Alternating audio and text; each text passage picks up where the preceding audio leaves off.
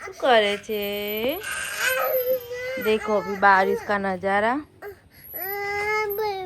इनका चप्पल नहीं आ रहा है, नखरा। Good morning and welcome back to my new vlog. आज देखिए क्या हालत कर दी है यहाँ पर बारिश ने, है ना। सोफा भी गिर गया है, सब कुछ पानी में खराब भी हो गया है, इधर उधर सारी चीजें गिर कर। तो ये हाल है अभी। देखिए हवा तो देखो, सुबह सुबह मेरे बाल खराब कर रही है। अभी अभी कंघी करी है मैंने। पीछे भी ऐसा ही होगा, आप लोगों को एक बार दिखाया था ना मैंने। पूरा पानी से गीला है। थोड़ी देर यूं खड़ा कर दूंगी ना, धूप में पानी निकल जाएगा।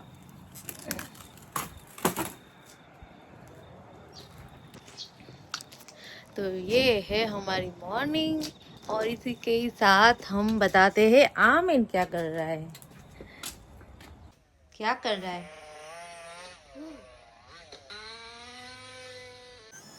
ये आमिन का मॉर्निंग हो गया है।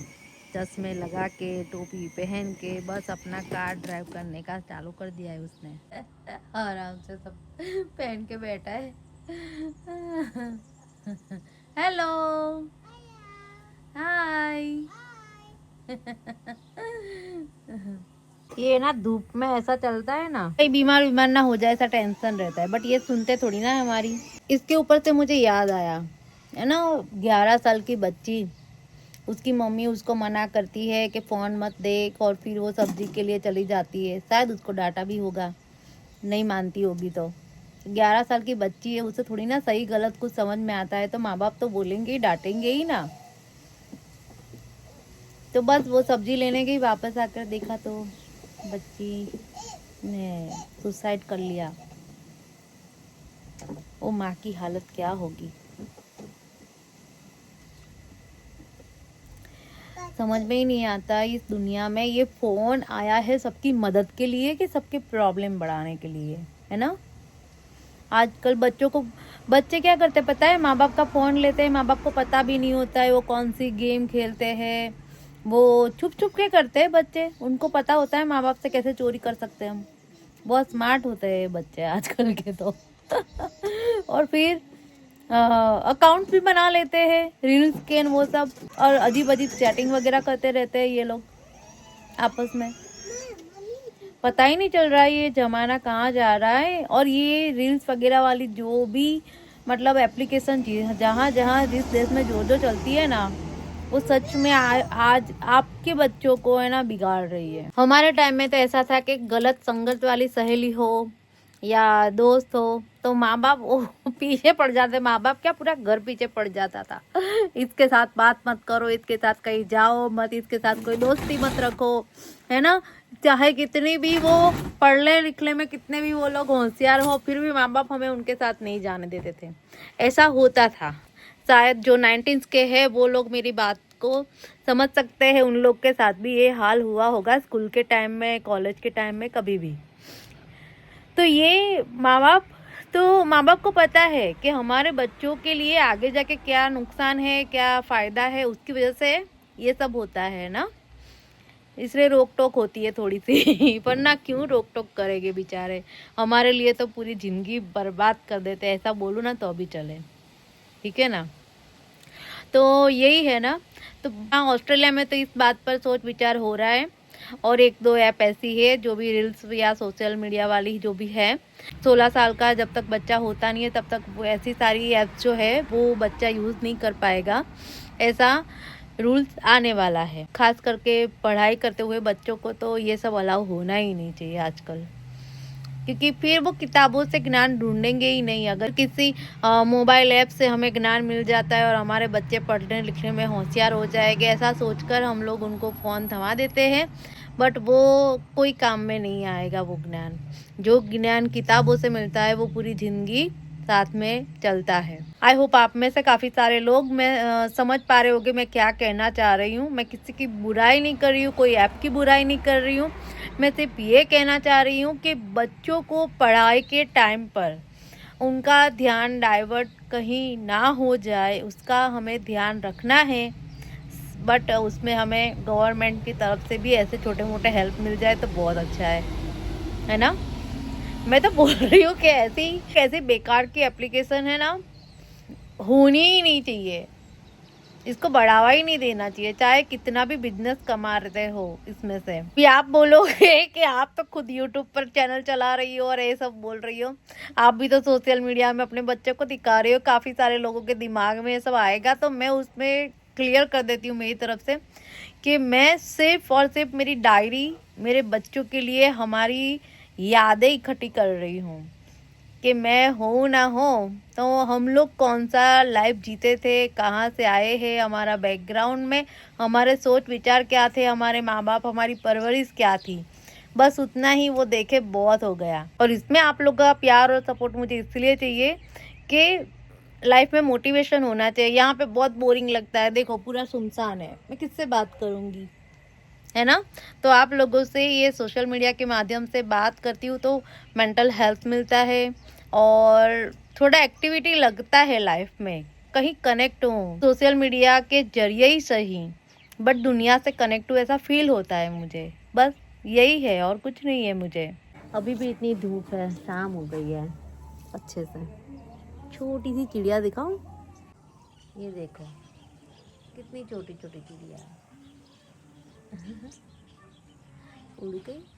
उड़ गई लगता है। यहाँ पे दिन में भी चांद दिखता है, दिखा। इतनी धूप है फिर भी हम चांद को एकदम क्लियर और आसान देख सकते हैं।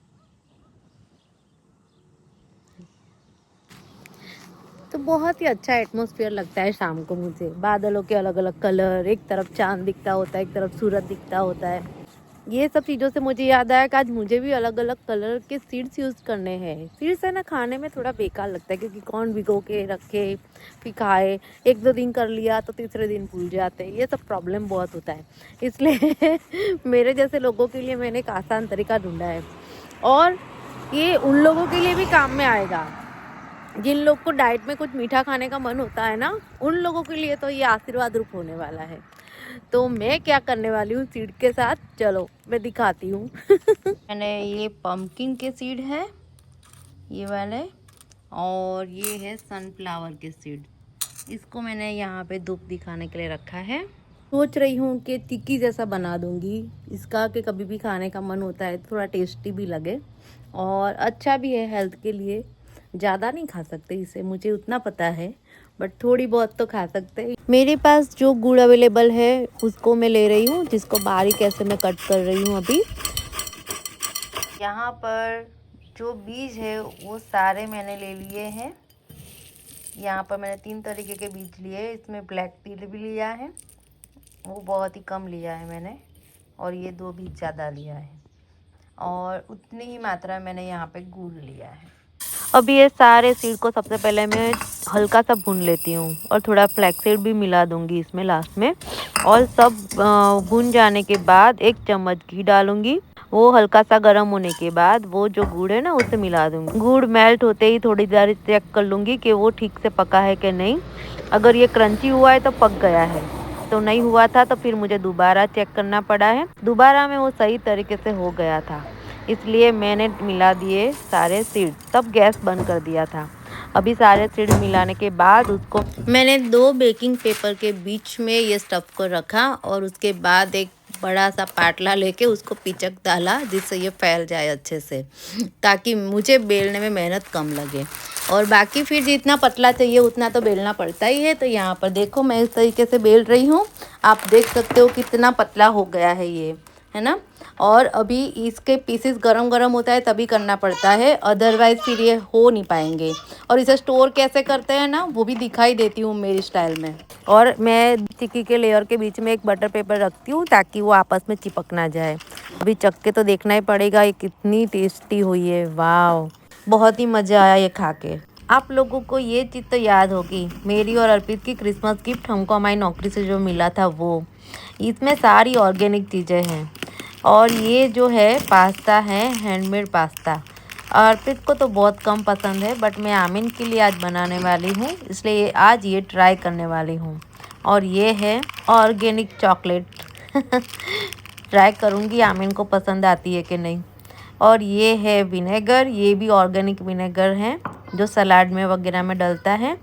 और ये है organic strawberry jam, Hunter valley लिखा है उस पर तो और ये है हनी, वो भी ऑर्गेनिक है, वाव, स्मोकी हनी है। और ये एक बार है, स्वीट है, आमिन को देखूंगी खाता है कि नहीं। और ये है पास्ता सॉस। और ये कचरा भी जो लकड़ियों का होता है ना, भूसा, वैसा कुछ है। और सारी एक्सपायरी डेट भी चेक कर ली है, 1.5-2 साल तक की तो है ही। खा